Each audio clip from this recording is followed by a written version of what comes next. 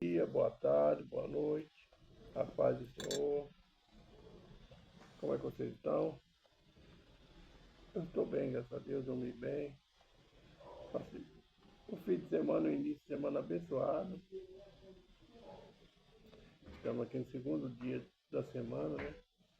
Primeiro dia útil, para alguns, para outros. Não é o primeiro, é o segundo dia. Quando eu trabalhava, eu folgava o sábado, trabalhava o domingo. Não porque eu queria, mas pelo um acordo que eu fiz que a firma fez comigo. E com esse acordo eu ganhei uma gratificação boa. Foram 22 anos, 20 anos. Com essa gratificação eu trabalhei 22. Já estava com 2 anos lá de casa quando eu me fizesse essa proposta. Então, para mim, o primeiro dia útil era domingo mesmo. Como eu sei que para muitos também é. Estou aqui feliz com o Senhor. Quero agradecer a vocês pela mensagem, pelo apoio, pelos incentivo que me dá. Que Deus nos abençoe.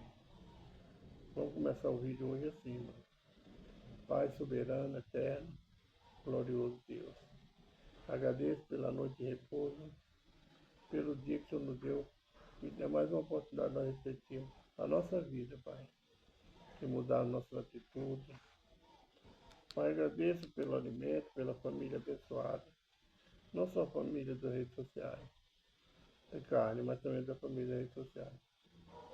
Facebook, Instagram, YouTube, Messenger, TikTok, são bênçãos que o Senhor me concedeu, Pai. Pai, perdoa meus pecados, minhas falhas, minhas transgressões, por obra, pensamento e ignorância. Que eu fiz, que eu posso fazer, que te agradeço ao Senhor. Perdoa-me, Pai, por falhas. Perdoa da minha casa, que temos que ter esquecido do Senhor com as nossas falhas. Estou aqui confiado não no merecimento que nós não merecemos, mas confiado na misericórdia do Senhor, Pai.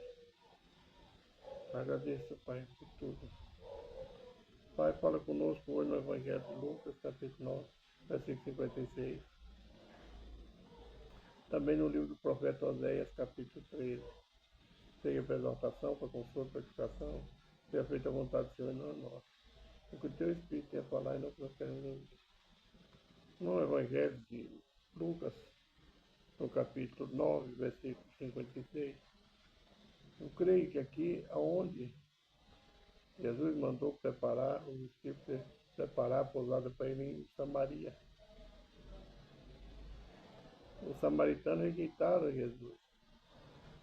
Então os discípulos de Jesus, João e o outro, eu não lembro assim, pois eu não lia essa mensagem, eu não li, necessariamente eu não leio. Mas eu não lembro, assim, eu sei que foi João. Falou para o Senhor, o Senhor quer que nós oramos que caia fogo do céu e destrua a cidade, como fez Elias? O Senhor falou, a resposta do Senhor foi essa. Porque o Filho do Homem não veio para destruir as almas dos homens, mas para salvá-las. Quando Jesus fala essas palavras, ele fala antes para os apóstolos, vocês não sabem de coração sois, mostrando a dureza do coração do homem. Né? Eu não vim aqui para destruir as almas dos homens, vim para salvar. Irmão, nós não estamos aqui, nós fomos chamados como servos do Senhor, mas não para destruir as pessoas, a fé, a alma, não para jogar no atoleiro, no buraco, mas tirar do atoleiro como nós fomos tirados, tirar do lamaçal do pecado.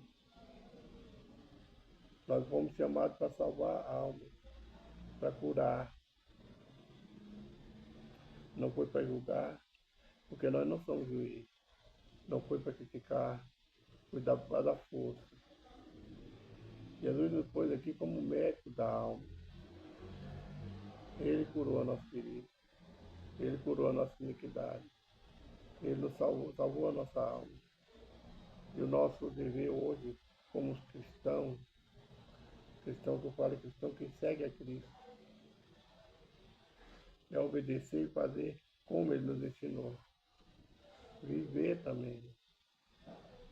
Nós fomos chamados para salvar os que estão perdidos. Nós também outrora éramos perdidos. Mas Jesus nos achou. Agora, porque nós fomos achados por Cristo, nós achamos que devemos prezar aqueles que estão afastados, aqueles que estão caídos. Muitas vezes, no meio de nós mesmos, tem pessoas caídas. Da nossa família, da igreja que tu congrega, no teu trabalho, no meio de tuas amizades, tem alguém caído. E Jesus nos chamou, a mim e você, para levantar essas almas, para salvar essas vidas. Nunca nós devemos criticar. Porque o apóstolo Paulo fala que aquele que está de pé, cuide para não cair. Nós podemos cair, irmão, a qualquer hora. Irmão, ontem teve um jogo do Brasil. Quantas pessoas deixou de prestar culto ao Senhor por causa de um jogo? Quantas pessoas deixam de visitar um parente doente? Quantas pessoas deixam de visitar um hospital por causa de um jogo, de um momento? Ontem, a hora que deu a oportunidade para a saudação da igreja, a primeira coisa que me veio à mente foi sair do meio dela, povo meu. O anjo do Senhor mandando o povo de Deus sair do meio da Babilônia. Essa podridão, esse pecado que está no mundo. Quando a gente fala, sai do meio dela, nós estamos instruindo as pessoas para que saia das coisas desse mundo, se apegue a Deus. Eu creio que ali naquele momento ninguém entendeu, mas eu tenho certeza que o Senhor entendeu. Muitas vezes nós estamos servindo a Deus, querendo as bênçãos de Deus, pedindo, mas não estamos fazendo nada para ser dignos de receber essas bênçãos. Estamos servindo a Deus por causa de bênçãos, não por amor a Ele, não por amor à alma. Era o intuito de ganhar bens. É muito triste a gente entrar na igreja, saber que pessoas vão ali só em busca de revelações, de profecia, só em profecia de bens materiais, não profecia de salvação de alma. É muito triste. Vamos agora, essa é a mensagem do Evangelho de Lucas, capítulo 9, versículo 56. Agora nós vamos para o livro do profeta Oséias, no capítulo 13. Os pecados de Israel e seu castigo. Nós sabemos que todo pecado, ele tem uma consequência. Quando a gente se arrepende, pede perdão, Deus perdoa. Mas o nosso pecado, ele vai gerar uma consequência. Nós temos esse entendimento lá no segundo livro de Samuel, o rei Davi. Na Bíblia tem muitos outros lugares que nós podemos entender que o nosso pecado ele vai gerar uma consequência. Tudo que nós fizemos, vem o castigo. Aqui eu creio que o pecado de Israel aqui foi um pecado que eles não se arrependeram. Eles deixaram de obedecer os mandamentos que Deus deixou através de Moisés, deixaram de seguir o Senhor e se entregaram aos ídolos, aos deuses, daquela até deuses pagãos, deuses que não são deuses, a imagem, as estátuas. E esse afastamento do Senhor essa desobediência gerou para ele um castigo. Nós sabemos que o Israel sempre foi perseguido por outras nações. É a missão de Deus para que eles consertassem. Deus fez a escolhido como o homem costuma fazer? Não. Deus mandou os profetas avisar. Mas o homem, duro de coração, não quis obedecer, não quis dar ouvido. Hoje nós estamos debaixo da graça e achamos que a graça nos isenta. Não, o pecado ele continua na terra. A graça nos salva pela fé, pelo arrependimento. A graça é uma salvação imerecida. É um perdão que nós não merecemos. Mas o nosso erro vai gerar uma consequência. Vai gerar um castigo para nós. Porque Deus é justiça. Então não pensa que você... Eu agora entreguei minha vida a Jesus, eu sou servo do Senhor. Eu posso errar, posso pecar. Não vai ter nada. Vai. Cuidado quando não tem nada a ver, é assim mesmo. Deus conhece a história, cuidado. Não é assim. Toda vez que a gente erra pensando, depois eu peço o perdão, e Deus vai me perdoar, é um pecado premeditado. Não ponha no seu coração que Deus perdoa um pecado premeditado, que Ele não perdoa. Ele perdoa aqueles que se arrependem e volta para Ele. Aquele que se humilha a si mesmo será exaltado. Esse Deus honra a fé, o esforço. Não é, irmão. Hoje eu vou beijar o pé de um santo, ou eu vou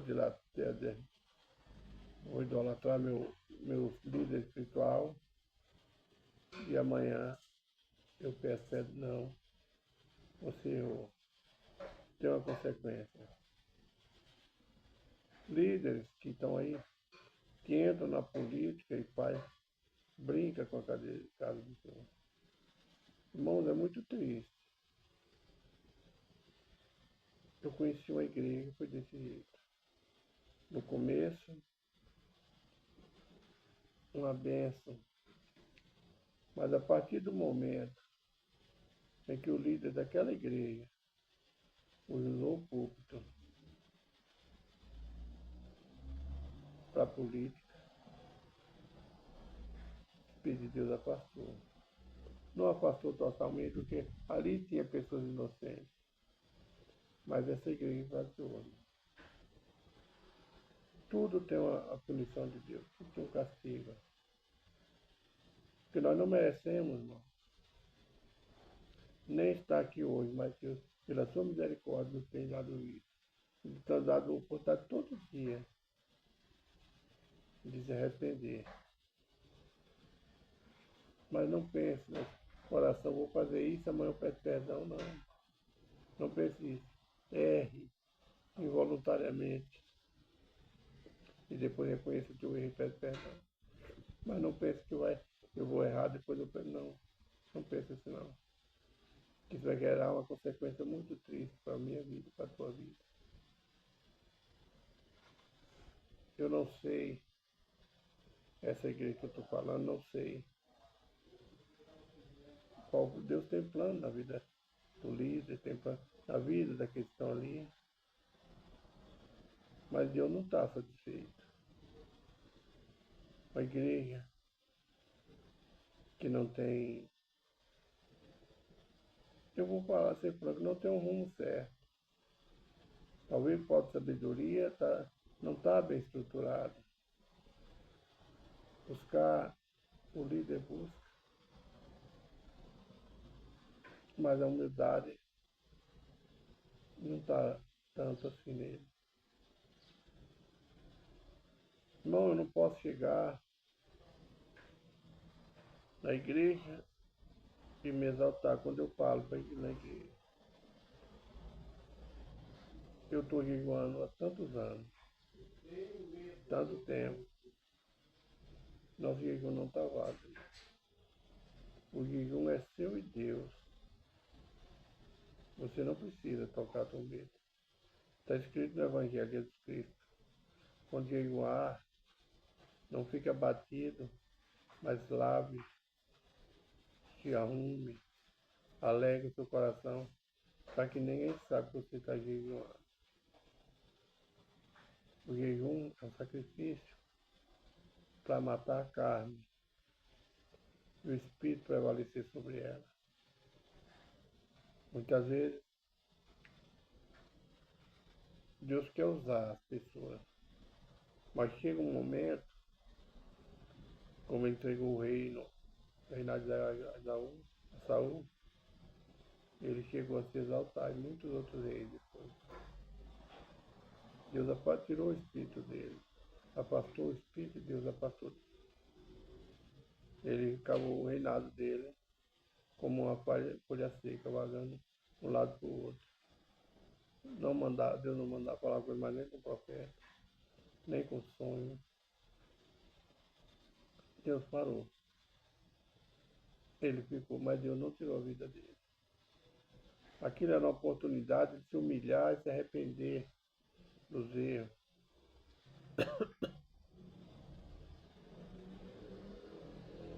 Deus levantou um homem segundo o coração dele, Davi. Também errou. Aí onde eu chego, os pecados de Davi, os erros de Davi teve consequências.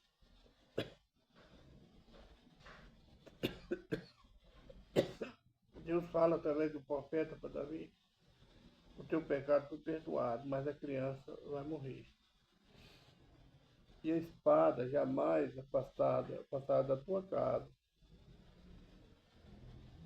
A criança que foi gerada do erro de Davi morreu. Porque Deus tirou a criança. A criança não tinha pecado. Ela foi gerada do pecado, mas ela não tinha pecado. Ela não pediu para ser gerada. E qual a consequência do erro de Davi? Foi perdoado, a alma dele estava salva, estava. Ele mesmo testificou quando os servos dele falam: pela criança morta ele jejuava, orava, chorava. E agora a criança morta se alegra, se canta. Falou: eu sei que ela não virá, mas eu vou até ela. Pelo recado do profeta, Davi sabia que ele estava salvo. Deus perdoou o pecado dele. Assim é conosco, para nós procurar entender as Escrituras. Mas o profeta continua: o teu pecado vai ter uma consequência. A espada jamais vai passar da tua casa. Os filhos de Davi se mataram um ao outro. Então, irmão, todo pecado nosso, ele vai gerar uma consequência. É para a gente, depois que nós conversamos, não voltar novamente a cair no mesmo erro. E a gente saber o mal que a gente fez às pessoas que estão ao nosso lado. Ou que esteve ao nosso lado. O pecado de Israel vai ter um castigo. Quando Efraim falava, temia-se, foi exaltado em Israel, mas ele fez culpado em Baal e morreu. Ele fez culpado em Baal. Ele passou a servir a Baal, ao demônio, ao ídolo. Agora multiplicaram pecados e da sua prata fizeram uma imagem de condição, ídolo segundo o seu entendimento. Todos obras de artífices, dos quais dizem: os homens que sacrificam beijam os devidos. Por isso serão como a nuvem de manhã e como o orvalho da madrugada, que cedo passa, como o poder que a tempestade lança da ilha, e como o fumo da chaminé. Todavia eu sou o Senhor teu Deus, desde a terra do Egito, portanto, não reconhecerás outro Deus além de mim, porque não há Salvador senão eu. Eu te conheci no deserto, em terra muito seca. Depois eles se fartaram em proporção do seu pasto, estando fartos, ensoberbeceu-se o seu coração. Por isso se esqueceram de mim. Serei, pois, para eles como leão, como leopardo, esperarei no caminho. Então, Deus, o pecado de Efraim, o pecado de Israel, deixaram o Senhor para seguir a Deus de condição, por seguir imagem, beijar bezerro, estátua, imagem. Deixaram de fazer a vontade de Deus, e tudo tem uma consequência. Nós hoje estamos debaixo da graça, mas o nosso pecado, ele vai ter uma consequência para nós. Teve um pecado o povo de Israel, teve uma consequência. Ele fosse perseguido por outras nações. Versículo 14. Eu os remirei da violência do inferno, e os resgatarei da morte. Onde estão, ó morte, a tua praga? Onde está o inferno, a tua perdição? O arrependimento será escondido de meus olhos. Aqui, o erro, o pecado, ele não tem lugar certo. O inferno, ele está em todo lugar. A morte é uma consequência, ela te alcança. Você não sabe aonde ela vai te alcançar.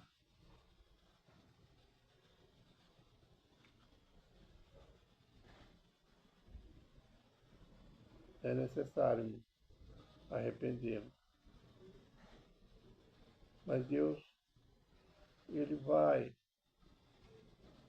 afastar toda a violência de nós. Do homem violento, do mal, não é por amor ao nome dele, por amor que ele tem por nós. Essa é a mensagem do livro do profeta Oséias, capítulo 13.